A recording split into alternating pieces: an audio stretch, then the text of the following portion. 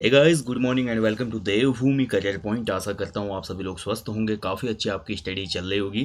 तो देखिए दोस्तों, जैसा कि आपको पता है, उत्तराखंड पीसीएस प्रारंभिक परीक्षा के लिए हम रोज रात 9:15 बजे आपके लिए एक लाइव क्लास लेकर आते हैं। टॉप 500 जीएस के क्वेश्चनों की क्लास लगातार आपको दी जा रही है और उसमें हिस्ट्री, पॉलिटी, ज्योग्राफी और इकोनॉमिक्स के साथ साथ कंप्यूटर के क्वेश्चनों को भी ऐड किया जा रहा है। ठीक है। अब देखिए, काफ़ी लोगों के उसमें कमेंट आए थे और मेरे को पर्सनली मैसेज भी आए थे। जीएस का तो आप पूरा कंप्लीट करवा रहे हैं रात के क्लास में, बट जो हमारे जनरल साइंस के क्वेश्चन है वो भी यूके पीसीएस प्रारंभिक परीक्षा में पूछे जाते हैं, जिसमें फिजिक्स, केमिस्ट्री और बायो से क्वेश्चन बनते हैं। तो इसके लिए दोस्तों आज से आपकी ये सीरीज शुरू हो रही है। ये जनरल साइंस की सीरीज में हम देखेंगे फिजिक्स, केमिस्ट्री और बायोलॉजी के मोस्ट इंपॉर्टेंट 300 एमसीक्यू। ठीक है। वेरी इंपॉर्टेंट सेशन होगा ये। डायरेक्टली क्वेश्चन आपको देखने को मिलेंगे यहाँ से आने वाले एग्जाम में। तो जो भी एग्जाम जिसमें जनरल साइंस के क्वेश्चन बनते हैं उसके लिए बहुत महत्वपूर्ण ये सेशन है। तो बिल्कुल भी स्किप आपने नहीं करना है। ठीक है। तो सभी लोग जुड़ जाइए। रोज आपको 7:30 बजे अब ये क्लास मिलेगी। आज से 7:30 बजे दी जा रही है। तो कल से भी आपको ये 7:30 बजे रोज क्लास दी जाएगी। ठीक है। और जो जीएस वाली या अन्य टॉपिक की क्लास होगी वो रात को लाइव होगी। बाकी कुछ अदर टॉपिक होंगे, जैसे कि अभी इंडेक्स वाला है, वर्तमान में कौन क्या है, इसके साथ साथ जो भी हमारे अन्य महत्वपूर्ण करंट के जो पॉइंट हैं एग्जाम में बनते हैं, उनके लिए जो वीडियो दी जाएगी आपको, वो रिकॉर्डेड वीडियो डायरेक्ट अपलोड कर दी जाएगी। ठीक है। तो जो भी लाइव सेशन चैनल पे चलते हैं इनको स्किप ना करें, बहुत ज़्यादा बेनिफिशियली है आपके लिए टॉपिक रहेंगे। और जल्द ही हमारी कोशिश होगी आपके लिए फुल लेंथ उत्तराखंड पीसीएस प्रारंभिक परीक्षा के लिए प्रैक्टिस साइट भी यूट्यूब पर हम लॉन्च कर पाए। ठीक है। तो चलिए आज का सेशन शुरू करेंगे। जनरल साइंस के महत्वपूर्ण एमसीक्यूज का जो है आज पार्ट 1 है। तो चलिए शुरू करते हैं। पहला क्वेश्चन आपके सामने स्क्रीन पे। तो पहला क्वेश्चन बोलता है, देखिए, एक चुंबकीय क्षेत्र विक्षेपित करता है। ठीक है। तो आज फिजिक्स के क्वेश्चन देखेंगे। पहले कुछ भागों में हम फिजिक्स के क्वेश्चन करेंगे, उसके बाद हम केमिस्ट्री के क्वेश्चन करेंगे और फिर बायोलॉजी के क्वेश्चन करेंगे। ठीक है। तो अभी मान के चलो 7-8 सेशन आएंगे इसके भी, और महत्वपूर्ण क्वेश्चनों को ही इंक्लूड किया गया इसमें, फालतू कुछ नहीं होगा। तो पहले क्वेश्चन का आंसर दीजिए। जो भी चुंबकीय क्षेत्र होता है वहाँ पे क्या निक्षेपित होता है, विक्षेपित होता है। ठीक है। तो वहाँ पर हमेशा होंगे अल्फा और बीटा कण। ठीक है। ऑप्शन सी इसका राइट आंसर हो जाएगा, अल्फा और बीटा कण। अगला देखिए, विद्युत वाहक बल किसके बराबर होता है। तो विद्युत वाहक बल दिए गए विकल्पों में हो जाएगा ऊर्जा प्रति यूनिट आवेश के। ठीक है। ऑप्शन सी इसमें राइट आंसर है, ऊर्जा प्रति यूनिट आवेश के। नेक्स्ट देखिए, प्रेरित विद्युत वाहक बल की दिशा ऐसी है कि वह उसके कारण का विरोध करती है। तो ये किसका स्टेटमेंट है। तो देखिए, हाई स्कूल से क्वेश्चन बना है, हाई स्कूल में स्टेटमेंट दी गई थी ये, और ये लेंज का नियम है। ठीक है। लेंज बोलता है कि जो प्रेरित विद्युत वाहक बल की दिशा है वो उसके कारण का विरोध करती है। विद्युत तीव्रता का मात्रक क्या होता है। तो विद्युत तीव्रता का मात्रक राइट आंसर हो जाएगा इसका ऑप्शन ए, न्यूटन प्रति कूलाम। ठीक है। ऑप्शन ए सही है। देखिए, जो ये सेशन है ना जनरल साइंस वाला, ये वेरी वेरी इंपॉर्टेंट है आपके ग्रुप सी के लैब असिस्टेंट एग्जाम के लिए भी। लैब असिस्टेंट में साइंस के क्वेश्चन पूछे जाने हैं आपके। ठीक है। तो उसके लिए भी काफी महत्वपूर्ण है, और साइंस से संबंधित जो भी टॉपिक आपके दिए गए हैं जिन एग्जाम्स में, उनके लिए महत्वपूर्ण है। जो हमारा ड्राई सेल होता है, शुष्क सेल, इसकी क्षमता, विभव कितना होता है इसका। ठीक है। विभव, तो शुष्क सेल का विभव हमेशा होता है 1.5 वोल्ट। ठीक है। ऑप्शन बी इसका राइट आंसर है। 1.5 वोल्ट होता है ना, लिखा होता है सेल में, आपने देखा होगा जो घड़ी में हम सेल डालते हैं, दीवार घड़ी या रिमोट में सेल डालते हैं। फ्लेमिंग के बाएं हाथ का नियम का उपयोग किसे ज्ञात करने के लिए किया जाता है। तो ये जो बाएं हाथ का नियम है फ्लेमिंग का, ये मेंशन करता है चुंबकीय क्षेत्र में चालक ले जाने वाली धारा की गति की दिशा को। ठीक है। ऑप्शन सी बिल्कुल सही उत्तर है। सिल्वर ऑक्साइड सेल के विद्युत वाहक बल का मान कितना होता है। तो इसका मान जो होता है वो हो जाएगा ऑप्शन डी, 1.5। अगला देखिए, कुंडलियों में फेरों की संख्या बढ़ाई जाने पर चुंबकीय क्षेत्र की प्रबलता पे क्या इफेक्ट पड़ता है। जो हमारी कुंडली होंगी, कुंडली में फेरों की, तार की फेरों की संख्या बढ़ाई जाएगी, तो हमारा जो मैग्नेटिक फील्ड है ना, वो हमेशा क्या होगा, इंक्रीज होगा। ठीक है। ऑप्शन बी हो जाएगा, बढ़ जाती है। अगला देखिए, ऊष्मा गति का प्रथम नियम किस अवधारणा की पुष्टि करता है। हमेशा क्वेश्चन बनता है ऊष्मा गति का प्रथम नियम क्या बोलता है, द्वितीय क्या बोलता है। तो ऊष्मा गति का जो पहला नियम है ये बोलता है आपका ऊर्जा संरक्षण की पुष्टि करता है। ठीक है। ऑप्शन है एनर्जी कंजर्वेशन की। अगला देखिए, घड़ी की चाबी भरने के बाद उसमें कौन सी ऊर्जा भंडारित हो जाती है। तो चाबी वाली घड़ी अगर आपने यूज की होगी तो आपको पता होगा या पढ़ा होगा, तो इसमें होती है यांत्रिक ऊर्जा। ठीक है। Mechanical energy. हवा का वाष्प घनत्व कितना होता है। तो हवा का जो वाष्प घनत्व होता है, राइट आंसर हो जाएगा इसका ऑप्शन डी, 14.4। नेक्स्ट देखिए, परम ताप वह शुरुआती बिंदु है जहां पर आणविक गति बंद हो जाती है, यानी कि किसी भी पदार्थ की आणविक गति शून्य हो जाती है परम ताप पे। ठीक है। और परम ताप का जो ये मानक होता है, ये हो जाएगा इसका राइट आंसर ऑप्शन है परम शून्य बोलते हैं इसको। ठीक है। परम शून्य। 0 डिग्री से 1 ग्राम बर्फ को पूरी तरह पिघलने के लिए कितनी यांत्रिक कार्य करना होगा। तो देखिए 0 डिग्री सेल्सियस पर 1 ग्राम बर्फ को अगर पूरा पिघलना है, तो अगर हम इस यांत्रिक कार्य को निकालते हैं तो राइट आंसर हो जाएगा इसका ऑप्शन सी होगा। ठीक है, 336 जूल की आवश्यकता पड़ेगी। कार्य का मात्रक क्या होता है, जूल होता है ना। चलिए आगे बढ़ते हैं। नाभिकीय क्रियाओं में किसका उपयोग ईंधन के रूप में होता है? तो देखिए जो नाभिकीय रिएक्टर होते हैं या नाभिकीय जो भी क्रियाएं होती हैं वहाँ पर फ्यूल के रूप में हम यूज करते हैं किसको? ऑप्शन है यूरेनियम को मोस्टली। ठीक है, यूरेनियम। धातु की एक वृत्ताकार चकती के मध्य में छिद्र है। चकती को गर्म करने पर छिद्र का आकार पे क्या असर पड़ेगा? तो धातु की एक चकती है ऐसी, देखिए गोल पट्टी, इसमें बीच में छेद है। अगर इस धातु को हम गर्म करते हैं तो क्या इफेक्ट होगा? तो देखिए गर्म करने पर हमेशा धातुओं का आकार बढ़ता है। ऑप्शन है, आपने इंटर में पढ़ा भी होगा ना, रेल की पटरियों के बीच में स्पेस छोड़ा जाता है। ठीक है, क्यों? क्योंकि गर्मियों में इंक्रीज होती है मेटल। तो अगर स्पेस नहीं छोड़ेंगे तो क्या होगा? टेढ़ी हो जाएगी पटरी, फिर कोई ना कोई इंसिडेंट एक्सीडेंट हो सकता है। गाड़ी के रेडिएटर में जल का प्रयोग किस कारण किया जाता है? तो रेडिएटर में जल का प्रयोग होता है किसी भी गाड़ी के, ये उच्च विशिष्ट घनत्व के लिए होता है। ठीक है, ऑप्शन बी। अंतः दहन इंजन में कौन सा उपकरण हवा और पेट्रोल गैस को मिलाता है? ठीक है, जैसे हम जो पेट्रोल कार चलाते हैं, पेट्रोल कार ये एग्जाम्पल है अंतः दहन इंजन का। वहाँ अंदर अंदर जो इंजन होता है उसमें पेट्रोल का विस्फोट होता है, जलता है पेट्रोल। तो यहाँ पर देखिए हवा और पेट्रोल यानी कि पेट्रोल, हवा और पेट्रोल को जो मिलाता है, ये जो यंत्र होता है इसका नाम है कार्बोरेटर। ठीक है, ऑप्शन ए राइट आंसर है। अगला देखिए लाइन इंजन में 4 बेलन का प्रज्वलन क्रम क्या है? ठीक है, लाइन इंजन की बात हो रही है। देखिए आज वर्तमान समय में हम देखते हैं कोई भी गाड़ी है तो वो 4 स्ट्रोक इंजन होता है उसमें। ठीक है, कितना होता है? 4 स्ट्रोक। अभी देखिए लेंदी हो जाएगा टॉपिक, मैं इसलिए यहाँ पे डिस्कस नहीं करूंगा। 4 स्ट्रोक पैटर्न में देखिए आपका सभी आ जाता है उसमें। ठीक है, उसमें आपका देखिए जो यहाँ पे आपका सीरियल पूछ रहा है कि 4 जो हमारा स्ट्रोक इंजन है उसमें सीरीज क्या होगा? तो सीरीज रहती है इसका 18 का जो राइट आंसर होगा ऑप्शन बी होगा इसमें। ठीक है, 1 3 4 2 यानी कि ऊर्जा का क्रम बनाने के लिए पहले 2 स्ट्रोक इंजन आता था गाड़ियों में, लेकिन अब 4 स्ट्रोक इंजन आता है। ठीक है, तो इसको आप देख लीजिएगा एक बार डिटेल में, तब समझ में आ जाएगा। ये सब अंतर जो पिस्टन हम देखते हैं ना, पिस्टन से फिर ऊर्जा ट्रांसप्लांट होकर किस में जाते हैं, फिर कैसे आगे बढ़ते हैं, तो यही होता है 4 स्ट्रोक इंजन का एक कार्यशैली।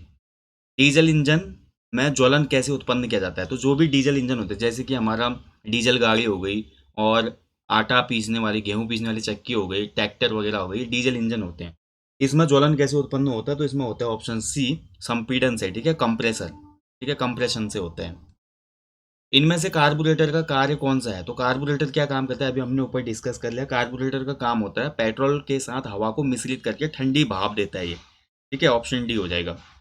नेक्स्ट देखिए, जब किसी भारी नाभिक के टूटने से दो नाभिक बनते हैं तो विशाल मात्रा में दो ऊर्जा उत्सर्जित होती है। इस क्रिया को क्या कहा जाता है? तो कोई भी नाभिक टूटता है और उससे आपकी ऊर्जा निकलती है, तो ये रिएक्शन कहलाती है ऑप्शन बी, नाभिकीय विखंडन कहते हैं इसको। ठीक है, परमाणु बम जो होता है इसी पे आधारित होता है, नाभिकीय विखंडन पे। सूर्य में कौन सा तत्व सर्वाधिक मात्रा में रहता है? तो सूर्य में सबसे ज्यादा जो एलिमेंट होता है वो होता है ऑप्शन बी, हाइड्रोजन। नाभिकीय विखंडन में ट्रिगर क्या होता है? देखिए अब देखिए नाभिकीय विखंडन की क्रिया केवल परमाणु बम में नहीं होती, जो हमारे थर्मल पावर स्टेशन होते हैं, माफ कीजिएगा एटॉमिक पावर स्टेशन होते हैं, वहां पर भी ये नाभिकीय विखंडन की क्रिया होती है। परमाणु बिजली घर जो होते हैं ना, तो उसमें देखिए ट्रिगर क्या होता है? तो ट्रिगर शब्दावली का अर्थ होता है ऑप्शन बी, न्यूट्रॉन। ठीक है, न्यूट्रॉन। न्यूट्रॉन पे कोई भी आवेश नहीं होता। न्यूक्लियर पावर स्टेशन में ऊष्मा उत्पन्न करने के लिए साधारणतः किस ईंधन का प्रयोग किया जाता है? तो न्यूक्लियर पावर में अगर ऊष्मा उत्पन्न करनी है तो कौन सा यहाँ पे ईंधन प्रयोग होगा? तो ऑप्शन डी, यूरेनियम 235। नाभिक का आकार क्या होता है? तो किसी भी नाभिक का जो आकार होता है ना, साइज, वो होता है कितना? ऑप्शन डी इसका राइट आंसर होगा 10⁻⁻15 मीटर। डायनामाइट बनाने में किस द्रव का प्रयोग किया जाता है? तो डायनामाइट एक विस्फोटक होता है और इसको बनाने में यूज होता है ऑप्शन ए, नाइट्रोग्लिसरीन। ठीक है, ऑप्शन ए बिल्कुल सही उत्तर है। वेरी इंपॉर्टेंट क्वेश्चन है, देखिए भैया ये आपकी यूके पीसीएस प्रारंभिक परीक्षा के साथ साथ आपके लैब असिस्टेंट वाले एग्जाम के लिए भी महत्वपूर्ण है, जिनका फिजिक्स से है, जिनका केमिस्ट्री से है, बायो से है। तो लैब असिस्टेंट में बहुत अच्छा है, आपके लिए हेल्पफुल रहेंगे। इसके साथ साथ साइंस से संबंधित जो भी एग्जाम है वहाँ पे भी ये एवरग्रीन क्वेश्चन है साइंस के। फिजिक्स केमिस्ट्री बायो के हम क्वेश्चन करने वाले हैं, पहला सेशन है आज। ठीक है, तो अच्छे क्वेश्चन है, अच्छे से आपने इनको नोट करना है, उनको रट लेना है आपने। न्यूक्लियर रिएक्टर में मॉडरेटर का कार्य क्या होता है? तो मॉडरेटर यानी कि मंदक, मंदक क्या करेगा? न्यूट्रॉनों की लोड को कम करेगा। ठीक है, ऑप्शन बी होगा 27 का। नेक्स्ट क्वेश्चन है देखिए, द्रव्यमान ऊर्जा का संबंध ई बराबर एम सी स्क्वायर जो सूत्र था किसने दिया था? तो देखिए ई बराबर एम सी स्क्वायर बहुत फेमस है फॉर्मूला है भाई, और ये दिया था आइंस्टीन ने, ऑप्शन बी। नेक्स्ट देखिए, नाभिकीय रिएक्टर में न्यूट्रॉन को अवशोषित करने वाला तत्व कौन सा है? ठीक है, देखिए क्वेश्चन आइंस्टीन से हमेशा बनता है जिसमें आदमी को बड़ा कंफ्यूजन रहता है किसी को भी। आइंस्टीन को जो नोबेल प्राइज था किसके लिए दिया गया था? तो आइंस्टीन को नोबेल प्राइज जो मिला था वो इस वाली इक्वेशन के लिए नहीं मिला था, ठीक है, इस चीज़ का ध्यान रखेंगे। द्रव्यमान ऊर्जा संरक्षण वाला जो दिया था आइंस्टीन ने, इसके लिए नहीं मिला था नोबेल। नोबेल मिला था आइंस्टीन को किसके लिए? फोटो इलेक्ट्रिकल इफेक्ट के लिए, प्रकाश वैद्युत प्रभाव के लिए। वेरी इंपॉर्टेंट क्वेश्चन है, कई बार इसमें कंफ्यूज हो जाते हैं। नाभिकीय रिएक्टर में न्यूट्रॉन को शोषित कौन करता है? तो न्यूट्रॉन को शोषित करेगा एटॉमिक रिएक्टर में आपका कैडमियम की छड़ें होते हैं वहाँ पे, ठीक है, नेगेटिव चार्ज ले होता है इनमें। विद्युत यंत्रों में बैकेलाइट का प्रयोग किया जाता है, क्योंकि क्या होता है बैकेलाइट? बैकेलाइट जो होता है भाई, ये आपका विद्युत का कुचालक होता है, ऊष्मा का भी कुचालक होता है, ठीक है। बैकेलाइट क्या होता है? जो आपका घर में कुकर आपने यूज किया होगा ना, कुकर, प्रेशर कुकर, उसके हैंडल में जो काला पदार्थ होता है वो प्लास्टिक नहीं होता है हैंडल में, वो बैकेलाइट होता है। वो ऊष्मा का भी कुचालक होता है और विद्युत का भी। जब दो प्रतिरोध R1 और R2 को समांतर क्रम में जोड़ा गया तो कुल तुल्य प्रतिरोध कितना होगा? देखिए, जब भी R1 R2 को समांतर क्रम में जोड़ेंगे ना, तो प्रतिरोध आपको पता है, फॉर्मूला अगर आपने पढ़ा है, हाई स्कूल में भी था, ये इंटर में भी था, R1 R2 upon R1 plus R2 हो जाता है, ठीक है। और प्रतिरोध का मात्रक क्या होता है? ओम होता है। कांच प्रबलित प्लास्टिक बनाने के लिए किस प्रकार के कांच का प्रयोग किया जाता है? तो ये हमारा यूज होता है इसमें ऑप्शन डी, रेसा कांच। यानी कि यहाँ पे बात हो रही थी कि जो आपके बुलेट प्रूफ जैकेट या बुलेट प्रूफ विंडो बनती है ना कार्स की, तो उसमें रेसा कांच यूज होता है, ठीक है। अगर गोली आती तो एकदम टूटता नहीं है, मतलब टूट भी जाता है तो गोली आर पार नहीं हो पाती, क्योंकि ये प्रबलित प्लास्टिक होता है, मिक्सचर होता है ये रेसेदार कांच का। बॉल पेन किस सिद्धांत पे काम करता है? जो आप लिखते हैं ना, डॉट पेन, बॉल पेन, ये हमारा किस पे काम करेगा? तो बॉल पेन हमेशा काम करता है पृष्ठीय तनाव पे, ठीक है, ऑप्शन डी, सरफेस टेंशन। प्राकृतिक रबड़ को मजबूत और अधिक उछाल वाला बनाने के लिए उसमें क्या मिलाया जाता है? तो रबड़ को ज़्यादा प्रत्यास्थ बनाने के लिए, यानी कि उसमें इलास्टिसिटी और जो स्ट्रॉन्गनेस है उसको ज़्यादा बढ़ाने के लिए हमेशा उसमें मिलाया जाता है सल्फर। ऑप्शन सी इसका राइट आंसर है, सल्फर, ठीक है। और ये मेथड भी क्या कहलाती है, कई बार क्वेश्चन बनता है, तो इसको बोलते हैं प्राकृतिक रबड़ को जब हमारा सल्फर के साथ गर्म किया जाता है तो उसमें तिर्यक आबंध बनता है, ठीक है। वल्कनीकरण कहा जाता है इसको, वल्कनीकरण, ठीक है, तिर्यक आबंध, जिससे रबड़ और ज़्यादा मजबूत हो जाता है। चमगादड़ जो होते हैं बैट्स, रात में अवरोधों की दूर या दिशाएं, स्वभाव एवं आमाप का पता लगा लेते हैं। चमगादड़ कौन सी तरंगें छोड़ती हैं भाई? तो चमगादड़ हमेशा तरंगें कौन सी रिलीज करते हैं? जो पराश्रव्य तरंगें होती है, ठीक है, ऑप्शन ए इसका राइट आंसर है। अल्ट्रासोनिक वेव्स छोड़ते हैं हमारे चमगादड़। नेक्स्ट देखिए, विद्युत फ्यूज में इस्तेमाल किए जाने वाला टीन और सीसा एक मिश्र धातु होता है, तो इसकी क्या यहाँ पे विशेषता होनी चाहिए? तो आपको पता है जो हमारा फ्यूज होता है टीन और शीशे का बना होता है, और इसकी विशेषता यह होती है, राइट आंसर रहेगा इसका ऑप्शन सी, निम्न विशिष्ट प्रतिरोध होता है और निम्न गलनांक होता है इसका। यानी कि प्रतिरोध भी निम्न होना चाहिए और गलनांक भी निम्न होना चाहिए, ताकि ज़्यादा लाइट आए तो फ्यूज उड़ जाए और घर के जितने भी इक्विपमेंट है वो सेफ रहें, ठीक है। और आपको कॉमन सेंस भी लगाना चाहिए इसमें, बहुत सिंपल से क्वेश्चन होते हैं। एक डॉक्टर द्वारा प्रयुक्त होने वाला स्टेथोस्कोप किस परिघटना पर आधारित होता है? तो आपने देखा होगा डॉक्टर अपने गले में आला लटका के आता है, आपकी धड़कन वगैरह सुनता है, उससे हेडफोन टाइप का हो, उसको आला बोलते हैं सामान्य भाषा में, और उसकी जो साइंटिफिक लैंग्वेज है वो है स्टेथोस्कोप। तो यहाँ पर उसमें कौन सी क्रिया होती है जिससे डॉक्टर को सुनाई देता है? तो ध्वनि तरंगों का बहुपरावर्तन होता है उसमें, ऑप्शन ए हो जाएगा। निम्न किरणों के युग्मों में से कौन सा एक विद्युत चुंबकीय प्रकृति का है? तो इनमें से कौन सी किरणें विद्युत चुंबकीय हैं? तो विद्युत चुंबकीय हो जाएंगे इसमें ऑप्शन बी, गामा और एक्स किरणें, ठीक है, गामा और एक्स किरणें। गामा किरणों की भेदन क्षमता सबसे ज्यादा होती है, ध्यान रखेंगे, क्वेश्चन बनता है कई बार। सौर विकिरण निम्न में से किस परास में दिखता है? तो जो सूर्य से विकिरण होता है, ठीक है, ये किस परास में आपको देखने को मिलेगा? तो सौर विकिरण हमेशा होता है ऑप्शन बी, 400 से 700 एनएम में, ठीक है। चलिए अगला देखिए, एक पिंड का पृथ्वी पर द्रव्यमान 6 किलोग्राम है, अगर इसके द्रव्यमान को चंद्रमा पर मापा जाए तो कितना होगा? तो देखिए, अगर पिंड का द्रव्यमान पृथ्वी पे 6 किलो है तो चंद्रमा पे इसका द्रव्यमान कितना हो जाएगा? ऑप्शन डी, 6 किलो ही रहेगा। आप सभी को विदित होना चाहिए, चंद्रमा पे जो है ना, किसी भी पिंड का द्रव्यमान वही रहता है, द्रव्यमान में कोई भी इफेक्ट नहीं आता, कोई भी डिफरेंस नहीं आता। पर चंद्रमा में हमारा क्या होता है, वेट में डिफरेंस आता है, ठीक है, भार पे। अगर 6 किलो का पिंड अगर चंद्रमा पे ले जाया जाए यहाँ से 6 किलो का, उसका वजन वहाँ पे 1/6 हो जाएगा, ठीक है, यानी कि 1 केजी का रह जाएगा वो। लेकिन द्रव्यमान सेम रहेगा, ठीक है, मास सेम रहता है, ध्यान रखेंगे। स्वच्छ जल में विद्युत धारा पारित करने के लिए इनमें से कौन सा एक जल में डाला जाए? ठीक है, अगर स्वच्छ जल में विद्युत धारा पारित करनी है तो इनमें से क्या डाला जाएगा? तो राइट आंसर हो जाएगा इसका ऑप्शन सी, ठीक है, नींबू रस डालना पड़ेगा, एसिडिक बनाना पड़ेगा। फोटोग्राफी में सोडियम थायोसल्फेट का विलयन का प्रयोग क्यों किया जाता है? तो देखिए, जो फोटो होते हैं उनमें ये यूज होता है Na2H2O3, जिसको सोडियम थायोसल्फेट कहते हैं, और ये यूज क्यों किया जाता है? ऑप्शन सी इसका सही आंसर है। अवघटित जो हमारा AgBr है, इस विलय से सिल्वर थायोसल्फेट संकुल रूप में निकालने के लिए, ठीक है, यानी कि AgBr को यहाँ पर एक हिसाब से इसके विलय को सिल्वर थायोसल्फेट संकुल के लिए निकालने के लिए होता है, यानी कि जो फोटो प्रिंट होते हैं उसमें ये एक मेथड होती है। यह देखा गया है कि अंतरिक्ष उड़ान के दौरान अंतरिक्ष यात्री के मूत्र से भारी मात्रा में कैल्शियम निकल जाता है। इसका क्या रीज़न है? तो देखिए, यूरिन जब करता है अंतरिक्ष यात्री ऊपर, तो उसका यूरिन में बहुत कैल्शियम निकलता है, कैल्शियम रिलीज होता है। इसका रीज़न ये होता है क्योंकि ऊपर क्या होता है, बहुत ज़्यादा आपको देखने को मिलती है सूक्ष्म गुरुत्व, यानी कि माइक्रो ग्रेविटी होती है वहाँ पे। ठीक है, ग्रेविटी कम हो जाती है ना वहाँ पे, इसलिए ये रीज़न रहता है। यदि एक पेंडुलम से दोलन करने वाली घड़ी को पृथ्वी से चंद्रमा पर ले जाएं तो घड़ी पे क्या असर पड़ेगा? ठीक है, पेंडुलम घड़ी मतलब जिसमें ऐसे दोलन करती है घड़ी। ठीक है, एक स्टिक नीचे लगी होती है ना घड़ी की, वो दाएं बाएं एकदम वो करती रहती है रोटेशन। वो घड़ी अगर पृथ्वी पे ले जाई जाए, पृथ्वी से चंद्रमा पे ले जाई जाए, तो क्या इफेक्ट पड़ेगा? तो इफेक्ट ये होगा कि आपका सुस्त हो जाएगी वो घड़ी। ठीक है, क्योंकि ग्रेविटी कम हो जाएगी वहाँ पे, तो सुस्त पड़ जाएगी घड़ी। जब प्रकाश की तरंगें वायु से कांच में होकर गुजरती हैं, तब कौन सा परिवर्त्य प्रभावित होंगे? तो देखिए, लाइट की जो तरंग है ना, वायु से अगर वो कांच में जाएगी तो क्या इफेक्ट पड़ेगा? बहुत सिंपल है भाई, केवल तरंग दैर्ध्य और वेग यहाँ पे थोड़ा यहाँ पे प्रभावित होंगे। ठीक है, वेग में भी अंतर आएगा और तरंग दैर्ध्य में भी अंतर आएगा। प्रकाश वोल्टेज सेल के प्रयोग से सौर ऊर्जा का रूपांतरण करने से निम्न में से किसका उत्पादन होता है? तो यहाँ पर जो राइट आंसर हो जाएगा वो हो जाएगा ऑप्शन बी, विद्युत ऊर्जा का। आर्टिफिशियल सैटेलाइट के अंदर व्यक्ति भारहीन महसूस करता है। ठीक है, भारहीन का मतलब होता है बिल्कुल जीरो वेट फील होता है उसको।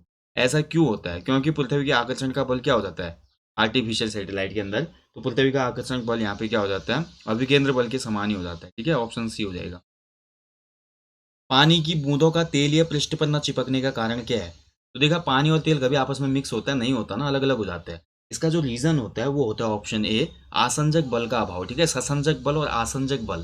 ठीक है, आसंजक बल का मतलब होता है जब भिन्न भिन्न अणुओं वाले जो तत्व होते हैं या कोई भी हमारा द्रव है, वो आपस में मिलता नहीं, वहां पे आसंजक बल अगर मिलता है तो आसंजक बल से मिलेगा, अगर नहीं मिल पा रहा तो आसंजक बल का अभाव है। ससंजक बल में होता है सेम चीजें आपके सेम अणु आपस में कनेक्ट होते हैं। ठीक है, तो आसंजक बल ससंजक बल समझिए। पानी की बूंदों का तेल या पृष्ठ पर न चिपकने का जो रीजन होता है आसंजक बल की कमी, अभाव का मतलब होता है कमी, डिफिशियंसी।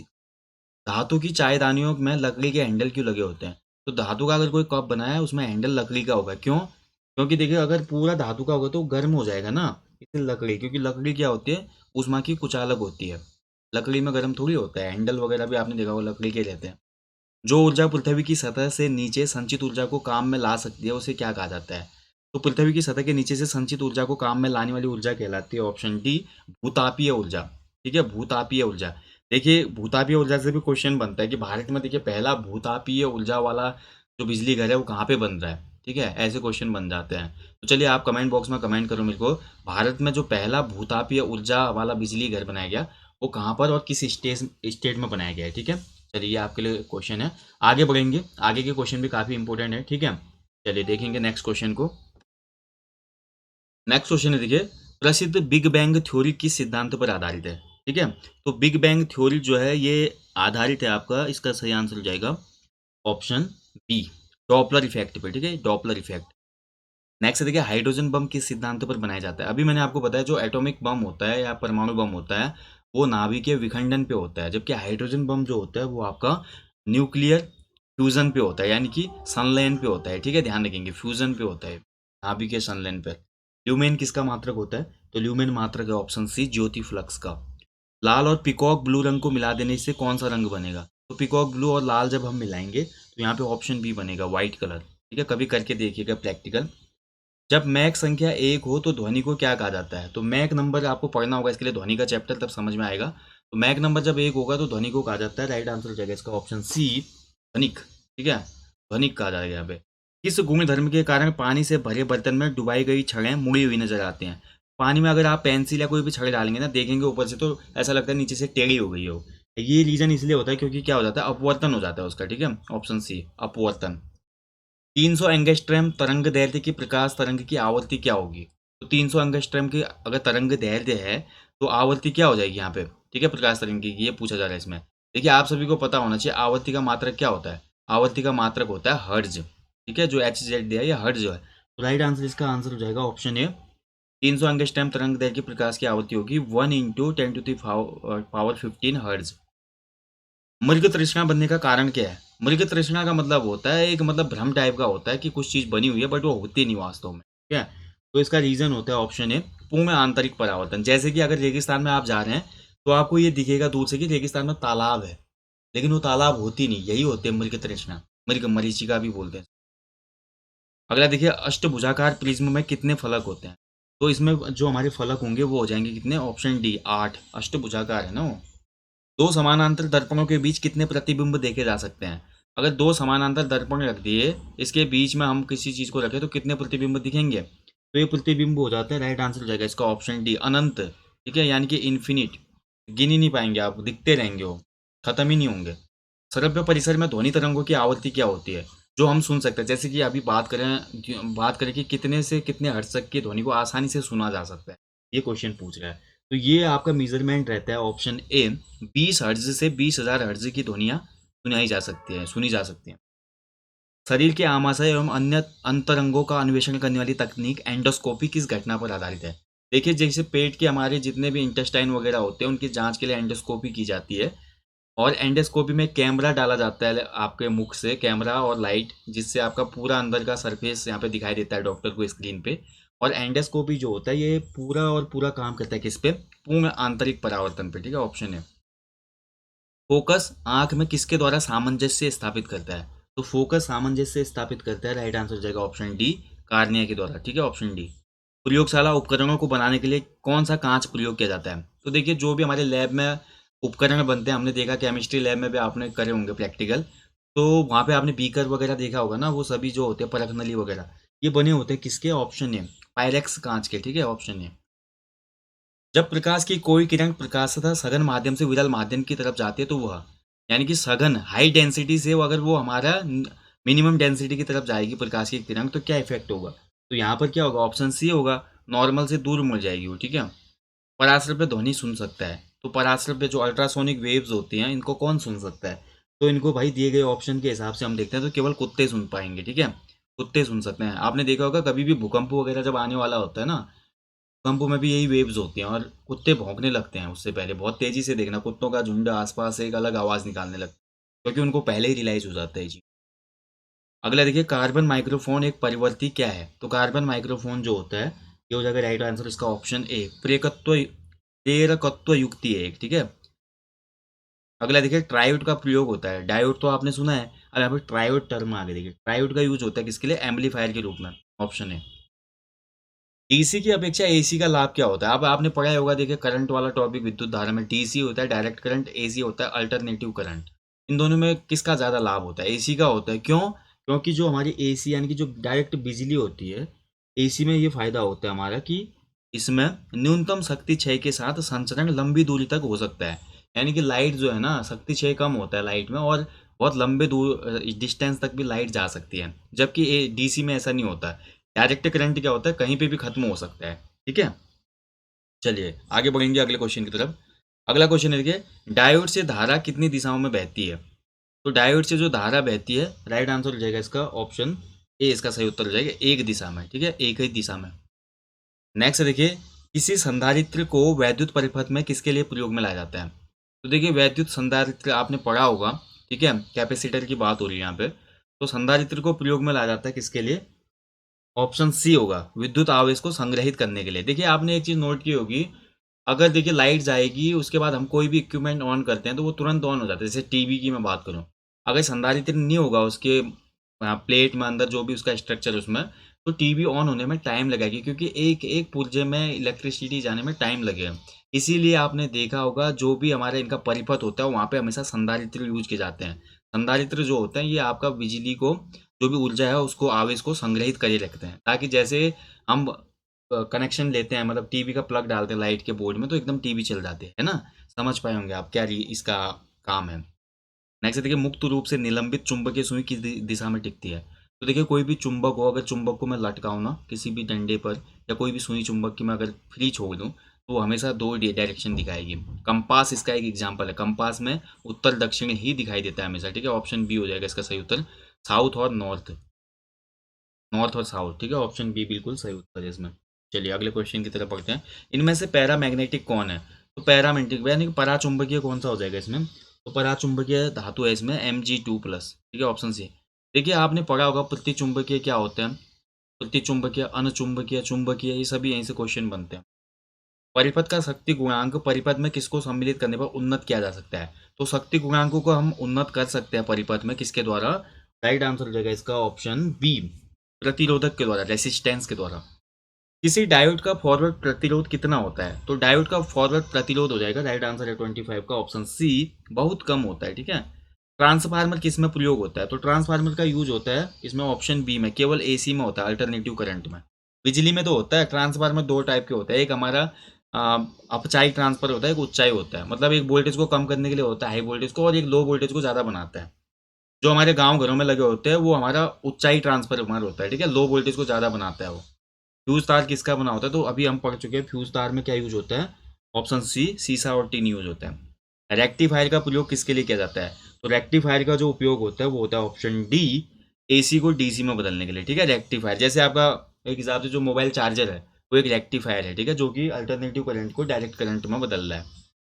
मैगर मापने का एक उपकरण है। मैगर क्या मापा जाता है मैगर से? तो मैगर से मापा जाता है ऑप्शन बी, इंसुलेशन प्रतिरोध। ठीक है, इंसुलेशन रेसिस्टेंस। वह आपूर्ति जो कंडेंसर से नहीं होकर गुजर सकती वो कौन सी है? तो कितनी आपूर्ति किसी भी कंडेंसर से नहीं जा पाएगी दिए गए विकल्प में? तो ये होगा, इसका जो मान होगा वो ऑप्शन बी, डीसी आपूर्ति। ठीक है। अमीटर का प्रतिरोध शंट के प्रतिरोध की अपेक्षा कितना होता है? तो अमीटर का प्रतिरोध हमेशा क्या होगा, शंट के प्रतिरोध की अपेक्षा कम होगा। ठीक है, ऑप्शन बी होगा, लेस होगा। नेक्स्ट देखिए, विद्युत बल्ब में फिलामेंट किसका बना होता है? एवरग्रीन क्वेश्चन है, कई बार पूछा जाता है। तो फिलामेंट इसमें टंगस्टन का बना होता है, क्योंकि टंगस्टन का टेम्परेचर बहुत ज़्यादा होता है। निम्न में से किस वैज्ञानिक ने तड़ित चालक का आविष्कार किया था? तड़ित चालक, तड़ित चालक का आविष्कार किया था ऑप्शन सी, बेंजामिन फ्रैंकलिन ने। ठीक है। तड़ित चालक बड़े बड़े बिल्डिंगों में लगाए जाते हैं ताकि आसमानी बिजली गिरे तो कोई इफेक्ट ना पड़े उनको। स्टोरेज बैटरी में किस तत्वों का उपयोग होता है? तो स्टोरेज बैटरी में हमेशा आप देखेंगे इसमें यूज होता है ऑप्शन ए, सीसा, लेड की बनी होती है। जैसे इन्वर्टर की बैटरी है और अदर बैटरी, गाड़ियों की बैटरी। संचायक बैटरी में कौन सी धातु इस्तेमाल की जाती है? तो संचायक बैटरी में या स्टोरेज बैटरी में हमारी कौन सी धातु यूज होती है? राइट आंसर देखो इसका ऑप्शन सी। ठीक है, सीसा ही होता है, लेड ही होता है। सेम क्वेश्चन ऊपर नीचे। घरों में लगे बिजली के मीटर विद्युत व्यय को रिकॉर्ड करते हैं। तो बिजली का मीटर जो होता है ना, हमेशा ये रिकॉर्डिंग किस में करता है? आपके कंजप्शन का, किलोवाट आवर में। ठीक है, यूनिट आती है जो। ठीक है। अगला देखिए, एक धातु के तार में विद्युत का प्रवाह किसके कारण होता है? तो देखिए, किसी भी तार में अगर बिजली बह रही है तो बिजली बहने के लिए क्या चीज होती है इसमें से? तो वो हो जाएगा इलेक्ट्रॉन का प्रभाव होता है। ठीक है, इलेक्ट्रॉन होते हैं वो, मुक्त अवस्था में बहते हैं उसमें। टेलीफोन लाइन में प्रवाहित ऊर्जा कौन सी होती है? तो टेलीफोन जो लाइन आपने देखी होगी, पुराने टेलीफोन होते थे, हमारे अंदर एक लाइन केबल आई रहती थी, तो उस लाइन में कौन सी प्रवाहित ऊर्जा होती थी? तो टेलीफोन लाइन में होती थी ऑप्शन बी, विद्युत ऊर्जा। ठीक है। इनमें से कौन सा परिवर्तन रासायनिक नहीं है? तो देखिए, रासायनिक परिवर्तन और भौतिक परिवर्तन आपको पता होना चाहिए। रासायनिक परिवर्तन वह होता है जिसमें मूल तत्व चेंज हो जाता है लेकिन फिर मूल तत्व नहीं बन सकता। ठीक है। 39वीं का जो आंसर हो जाएगा वो हो जाएगा ऑप्शन बी, पानी का भाप में बदलना। ठीक है, पानी का भाप में बदलना एक भौतिक परिवर्तन है, क्योंकि फिर भाप अगर ठंडी करे तो फिर पानी बन जाएगा। तो भौतिक परिवर्तन में ये होता है, भौतिक परिवर्तन में जो मूल तत्व है वो वापस अपनी अवस्था में आ जाता है चेंज होने के बाद भी, जैसे कि पानी का भाप में बदलना, पानी का बर्फ में बदलना, मोम का पिघलना। ठीक है, ऐसे रासायनिक परिवर्तन की बात करें तो चीज जब बदल जाती है तो वापस नहीं आ सकती। जैसे दूध का दही बनना, क्या दही से दूध बन सकता है? नहीं बन सकता ना। और लोहे में जंग लगना, तो ये सभी रासायनिक परिवर्तन के एग्जाम्पल। धारा को मापने की एक मापक विधि है। तो धारा को मापने के लिए जो सबसे ज्यादा यूज हमारी मेथड है वो है ऑप्शन डी। ठीक है, एमआरपी। अगला है देखिए, शुष्क सेल में कार्बन की छड़ क्या काम करती है? तो कार्बन की छड़ जो है वो हमारे जो ड्राई सेल होते हैं उसमें क्या काम करती है? तो राइट आंसर हो जाएगा इसका ऑप्शन ए, एनोड का काम करती है। ठीक है। बैटरी के धनात्मक ध्रुव से जोड़े गए इलेक्ट्रोड को क्या कहते हैं? तो जो हमारा पॉजिटिव पोल होता है इससे जुड़े गए इलेक्ट्रोड को कहा जाता है बैटरी में। राइट आंसर हो जाएगा इसका ऑप्शन सी, एनोड होना चाहिए। ठीक है, एनोड, ऑप्शन सी। जब किसी उदासीन धातु के गोले को धनात्मक रूप से आवेशित कांच के छड़ के संपर्क में आवेशित किया जाए तो यह गोला कैसा करेगा? तो ये गोला करेगा, यहाँ पे ऑप्शन है, इलेक्ट्रॉन एक लॉस कर देगा। ठीक है। वाट को प्रकट किस में कर सकते हैं? तो वाट को हम प्रकट कर सकते हैं ऑप्शन सी, जूल प्रति सेकेंड में। इलेक्ट्रॉन वोल्ट किसकी इकाई है? तो electron volt is a unit of, इसकी यूनिट हो जाएगी ये ऑप्शन ए, ऊर्जा की। चलिए, फैराडे संख्या क्या होती है? तो फैराडे नंबर, अगर हाई स्कूल में अगर अच्छे से आपने स्टडी किया तो आप इसका आंसर दे पाएंगे बिल्कुल। ऑप्शन सी इसमें राइट आंसर है। 9.65 into 10 to the power 7 coulomb होती है हमारी फैराडे नंबर। फैराडे का रूल भी पूछा जाता है कई बार। ठीक है। अगला देखिए, जर्मेनियम क्रिस्टल को फास्फोरस और एंटीमनी के समान संख्या में मिलाया जाए जो कि क्या होता है? तो देखिए यहाँ पे समान मात्रा में जब ये मिलाया जाता है तो बनता है एक एन प्रकार का अर्धचालक। ठीक है, अर्धचालक क्या होता है? अर्धचालक में देखिए इलेक्ट्रॉनों का जो गमन होता है ना, पूर्ण रूप से तो नहीं होता है और रुकता भी नहीं है क्योंकि उसमें होल्स होते हैं। और अर्धचालक दो टाइप के होते हैं, पी प्रकार के और एन टाइप के, ये आपने पढ़ा होगा। ठीक है, अर्धचालक धातुएं कौन कौन सी है? Germanium, silicon. ठीक है, ये सभी हमारी क्या होते हैं? एक अर्धचालक धातु है और इनका यूज स्पेशली किस में होता है? सेमी कंडक्टर्स बनाने में। ठीक है, अगला देखिए ट्रांसफार्मर कार्य करता है, तो ट्रांसफार्मर हमेशा किस में काम करेगा? हमारा अल्टरनेटिव करंट पे। ऑप्शन है। विद्युत प्रतिरोध किस में मापा जाता है? तो प्रतिरोध की जो मापक है वो है ओम। Option C. निम्न में से कौन सा एक विद्युत चुंबक बनाने के लिए सबसे उपयुक्त है? अगर हमको वैद्युत चुंबक बनाना है दिए गए धातुओं में से, तो कौन सबसे परफेक्ट रहेगा? तो ये हमारे रहेगा मृदु लोहा, सॉफ्ट आयरन। ठीक है, ऑप्शन सी सही उत्तर है। तो ये हो गए 100 क्वेश्चन। अब आगे देखेंगे और 50 क्वेश्चन जो कि बहुत ज़्यादा महत्वपूर्ण है। ठीक है, प्रत्येक सेशन में हम 150 क्वेश्चन देखेंगे साइंस वाले में, तो और बहुत अच्छे से आप इनको रिवीजन भी कर पाएंगे। ज़्यादा लंबा सेशन भी नहीं होगा और बहुत छोटा भी नहीं है। ठीक है, इसलिए आप लोग बने रहिए, बहुत महत्वपूर्ण सेशन है साइंस वाले। और जैसे हम देखते हैं ना जीएस वाला जो हमारा रात का सेशन आता है रोज 9:15 बजे, उसमें तो हम देखते हैं 200 क्वेश्चन करते हैं जीएस के।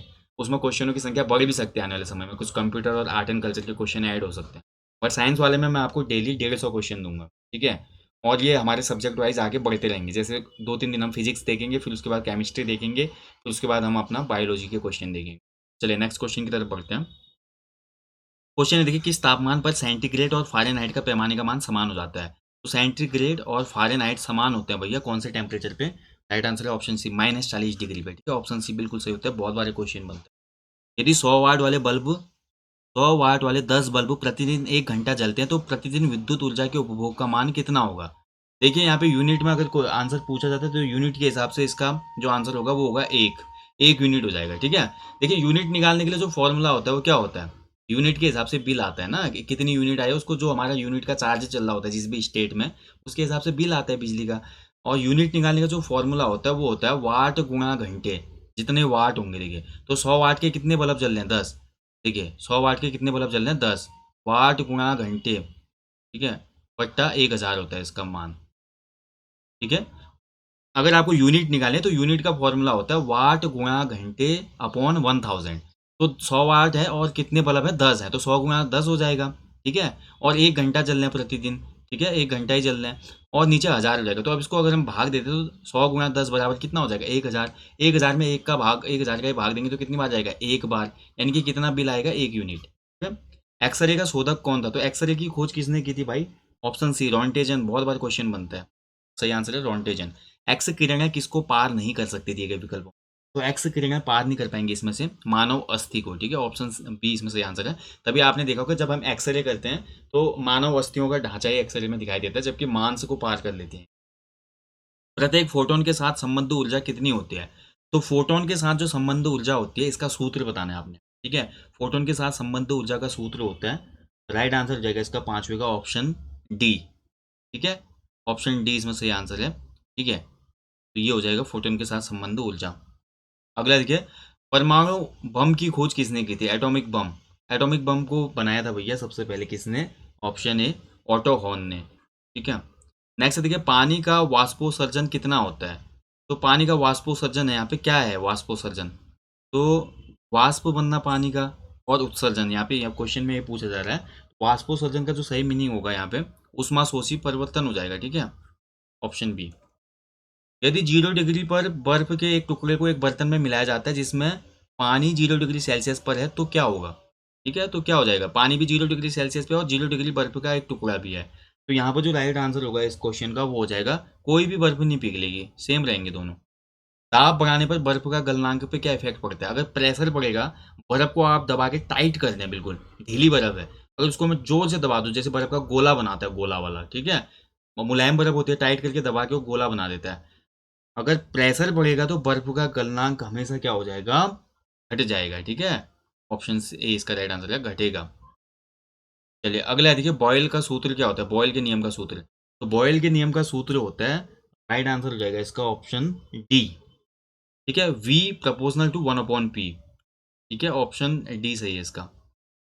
एक कृष्णिका उत्सर्जित करता है। ठीक है, कृष्णिका जो है क्या उत्सर्जित करेगा इसमें से? वो करेगा ऑप्शन ए राइट आंसर होगा। सभी तरंग दैर्ध्य का विकिरण होगा यहाँ पे। ठीक है, सभी तरंग दैर्ध्य का विकिरण होगा इसमें।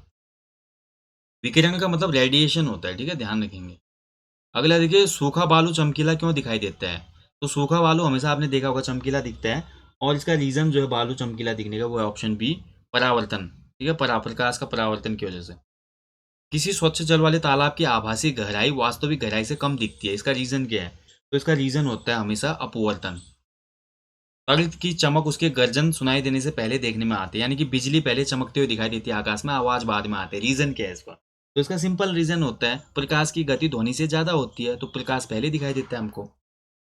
एक अवतल दर्पण के वक्रता केंद्र से जाने वाली किरण के लिए आपतित कोण कितना होगा? देखिए, बात की जा रही है अवतल दर्पण की, ठीक है। अवतल दर्पण के वक्रता केंद्र से जाने वाली किरण के लिए आपतित कोण की जो वैल्यू होगी, राइट आंसर इस क्वेश्चन का होगा भैया ऑप्शन बी, 0 डिग्री जाएगा, ठीक है। एक संयुक्त सूक्ष्मदर्शी में अभिदर्शक एवं नेत्रिका की आवर्धन क्षमताएं क्रमशः M1 और M2 हैं। सूक्ष्मदर्शी की आवर्धन क्षमता क्या होगी? तो आवर्धन क्षमता का यहाँ पे सूत्र लगाना है आपने। जिसकी हाई स्कूल इंटर की साइंस बढ़िया भैया, उनके लिए क्वेश्चन एक रिवीजन मात्र है, और जिनकी साइंस थोड़ा कमजोर है उनको बार बार 2-3 बार ये टॉपिक देखना चाहिए, मैं तो रिकमेंड करूंगा। क्वेश्चन अगर बनेगा आने वाले एग्जाम में तो आपका बहुत ज्यादा डिफिकल्टी होगी नहीं तो, ठीक है। तो यहाँ पर देखिए, सूक्ष्मदर्शी की आवर्धन क्षमता, लेंस की आवर्धन क्षमता, इनके सूत्र होते हैं। तो यहाँ पर सूक्ष्मदर्शी वाला जो सूत्र होता है वो होता है M1 × M1, ऑप्शन है M1 × M1, ठीक है। एक आदमी 10 मीटर से अधिक की दूरी की वस्तुएं स्पष्ट नहीं देख पाता, वह किस दृष्टि दोष से पीड़ित है?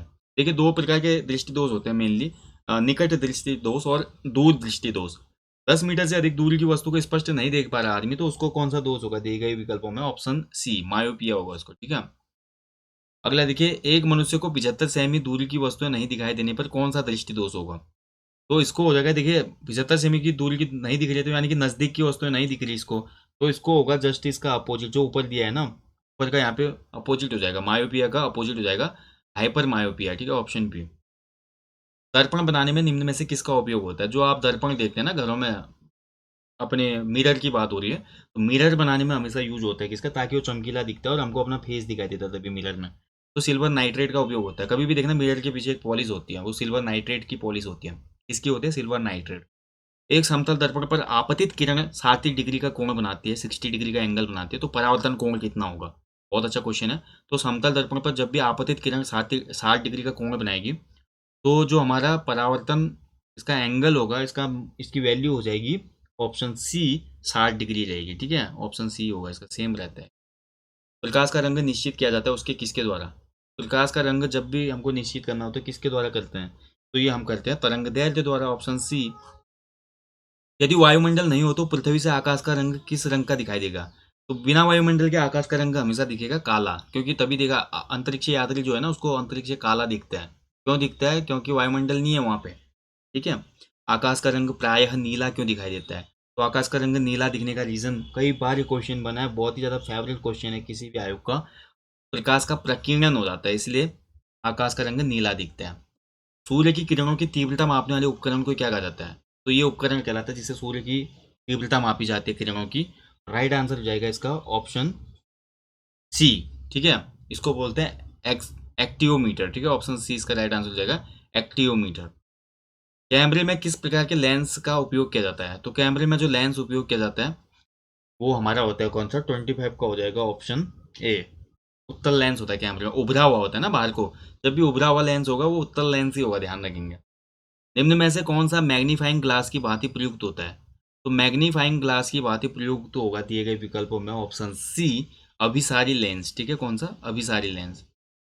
नेक्स्ट देखिए, ध्वनि तरंगे कैसी तरंगे होती हैं?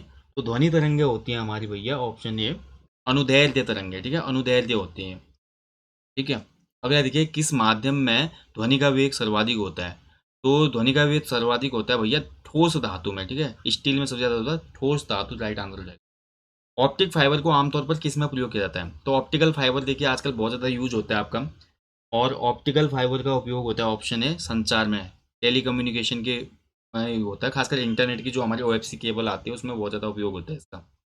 किस कारण से हवा का बुलबुला पानी के अंदर चमकता नजर आता है? तो हवा का बुलबुला पानी में चमकता दिखता है, बिल्कुल सही बात है।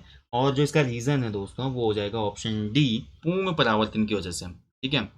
नेक्स्ट देखिए, वायु में ध्वनि का वेग कितना होता है? बहुत बार क्वेश्चन बनता है। तो वायु में ध्वनि का वेग होता है 332 मीटर प्रति सेकंड, ऑप्शन ए। वायु में पूछ रहा है, ठीक है, कभी कभी जल में पूछ देता है, कभी कभी आपका फिर ठोस में पूछ लेता है, ये भी ध्यान रखना आपने। वायु में तो 332 मीटर पर सेकंड होता है।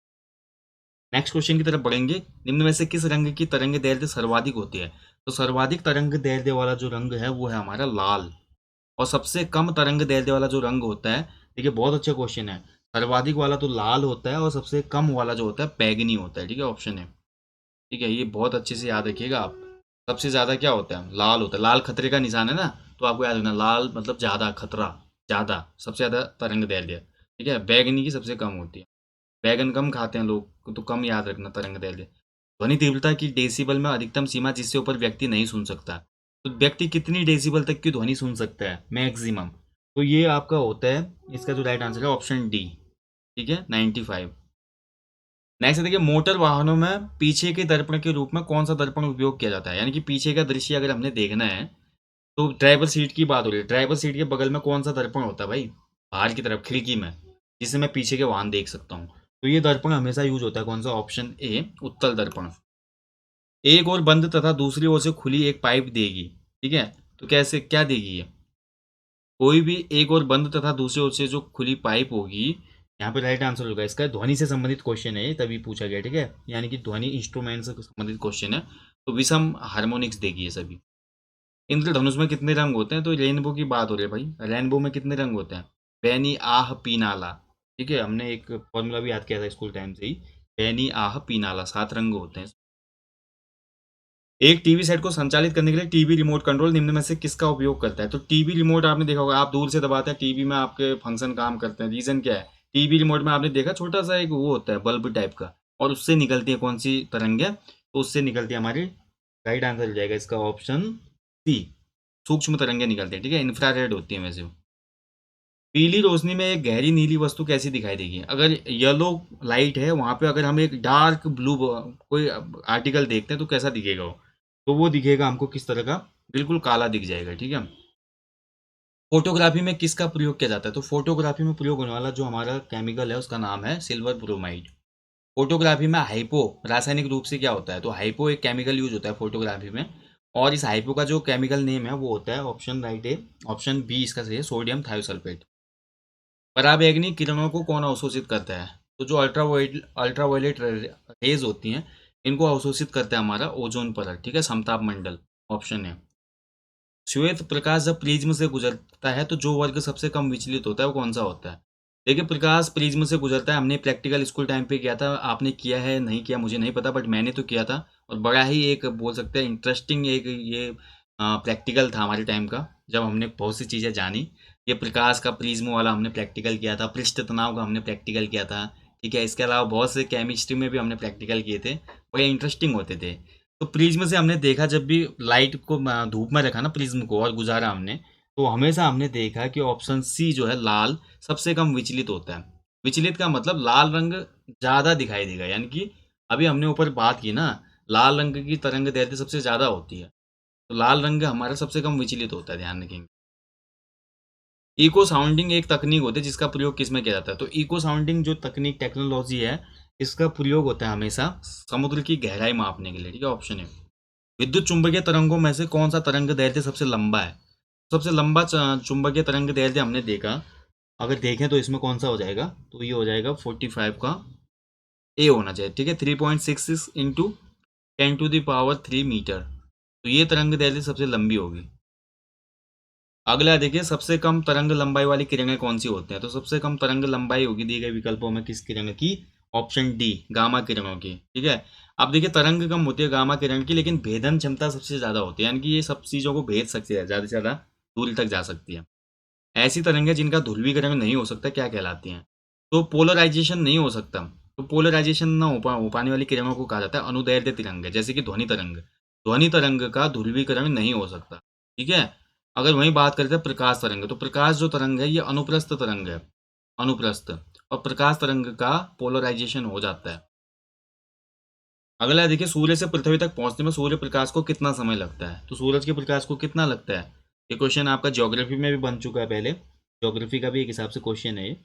राइट आंसर हो जाएगा इसका ऑप्शन बी, 8 मिनट 19 सेकेंड के आसपास। छोटे रंगीन टुकड़ों से बनने वाले आश्चर्यजनक आकारों को देखने के लिए किस क्या उपयोग में लाया जाता है? तो रंगीन टुकड़ों से बनने वाले जो आश्चर्यजनक आकार है ना, इनको देखने के लिए उपयोग में लाया जाता है। राइट आंसर हो जाएगा इसका ऑप्शन ए, कैलिडोस्कोप। ठीक है, कैलिडोस्कोप बोलते हैं इसको। लास्ट क्वेश्चन है, पास आती हुई रेलगाड़ी की सीटी की आवृत्ति या तीक्ष्णता बढ़ती जाती है, ऐसा किस घटना के कारण होता है? तो रेलगाड़ी की सीटी की आवृत्ति और तीक्ष्णता आपने सुना होगा। देखिए जितनी जितनी पास आती है रेलगाड़ी वो बढ़ती जाती है, और इसका जो रीजन होता है मेनली वो होता है डॉपलर इफेक्ट। ठीक है, ऑप्शन बी इसमें राइट आंसर है, डॉपलर इफेक्ट। ठीक है, कई बार एक क्वेश्चन ये भी बनता है, देखिए आपने सुना होगा, देखा होगा, कभी कभी क्या होता है, जो मच्छर की ध्वनि होती है ना, मच्छर की ध्वनि हमको स्पष्ट सुनाई देती है। क्या रीजन है इसका? अब मच्छर उतना छोटा होता है भाई, लेकिन फिर भी उसकी ध्वनि हमको सुनाई देती है। क्यों? क्योंकि मच्छर की ध्वनि का तारतत्व तो बहुत ज्यादा होता है। ठीक है, तारतत्व। ठीक है, जो भी स्त्रियां होती हैं, स्त्रियों की ध्वनि की तारतत्व तो ज्यादा होगी, मर्दों की ध्वनि की तारतत्व तो कम होता है। ठीक है, इस चीज का ध्यान रखेंगे हम। तो ये है मच्छर की ध्वनि सुनाई देने का। तो दोस्तों ये था आज जनरल साइंस के महत्वपूर्ण एमसीक्यूज का पार्ट 1। यहाँ पर हमने देखे 150 क्वेश्चन। ठीक है, आपको ये सेशन कैसा लगा आप लोग ज़रूर कमेंट करें। एक ही साथ आपको एक सेशन दूं मैं, या फिर आपको एक सेशन में ही 50 क्वेश्चन फिजिक्स के, 50 केमिस्ट्री के और 50 क्वेश्चन बायोलॉजी के दूं? इस तरीके से हम सेशन को ले जाएं, या ऐसे सही है पहले हम फिजिक्स करते हैं, फिर केमिस्ट्री करेंगे, फिर बायो करेंगे? या मैं मिक्स ले गया हूँ 50 50 50 के तीनों सेट एक एक वीडियो के अंतर्गत, यानी कि एक सेशन के अंतर्गत मॉर्निंग वाले में? ये आप लोग क्लियर कर देना।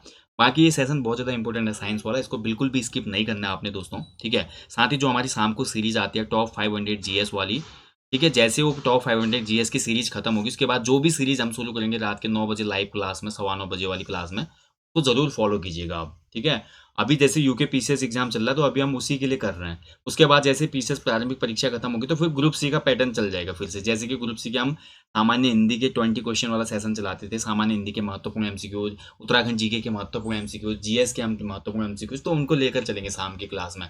और अभी फिलहाल आपको रोज मॉर्निंग में 7:30 बजे ये वाली क्लास मिलेगी जनरल साइंस की। आज की क्लास आपको कैसी लगी? किसी भी क्वेश्चन में डाउट क्वेरी होगी तो कमेंट बॉक्स में कमेंट कर देना आप लोग। ठीक है, ताकि मैं लास्ट सेशन में सभी का क्लियर कर पाऊँ क्वेश्चनों का, जो भी डाउट है आपके। बाकी ये फीडबैक ज़रूर देना कि आपको इसी तरह से क्लास है मैं सब्जेक्ट वाइज क्लियर करके हुए आगे बढ़ूँ, या फिर मैं आपको नेक्स्ट जो कल क्लास आएगी उसमें 50 क्वेश्चन फिजिक्स के, 50 केमिस्ट्री के और 50 बायोलॉजी के ऐड करके दूँ। ठीक है, वैसे देखा जाए तो तीनों सब्जेक्ट एक साथ करेंगे तो थोड़ा किसी किसी का क्या होता है कि कन्फ्यूजन ज़्यादा होता है, इसलिए मैं ऐसा नहीं कर रहा हूँ। मैं पहले फिजिक्स के क्वेश्चन करवाऊंगा, फिर उसके बाद केमिस्ट्री के करवाऊंगा, फिर उसके बाद बायोलॉजी के कराऊंगा। 2 से 3 सेशन आएंगे एक सब्जेक्ट के, उसी में सब महत्वपूर्ण क्वेश्चन आपके कवर हो जाने हैं। ठीक है, ज़्यादा लंबा सेशन नहीं होगा सामान्य विज्ञान वाला। फिर हो सके तो फिर मैं कंप्यूटर के और कुछ अन्य महत्वपूर्ण टॉपिकों को दे दूंगा आपको। कुल मिला के उत्तराखंड पीसीएस के लिए कंप्लीट रिवीजन आपका हो जाने वाला है। जो भी इस जीएस वाली सीरीज को, ये सामान्य विज्ञान वाली सीरीज को फॉलो करेगा, और उसके साथ साथ उसके करंट अफेयर बहुत अच्छे से बने हुए हैं और उत्तराखंड पे अच्छी पकड़ है, उसका प्री एग्जाम क्रैक होने से कोई नहीं रोक सकता। ठीक है, तो आप लोग इसको फॉलो करें। बाकी दोस्तों जाने से पहले हमेशा की तरफ बोलूंगा कि अपने जीवन में यार कम से कम एक पेड़ जरूर लगाएं, और लोगों को भी इसके लिए अवेयर करें। साथ ही अपने आसपास और जिन भी खूबसूरत प्लेसेस पे आप घूमने जाते हैं वहाँ पे साफ सफाई का विशेष ध्यान रखें। ठीक है, जल्दी मिलेंगे आपको शाम के सेशन में, और कल ये सेशन फिर से करेंगे सुबह।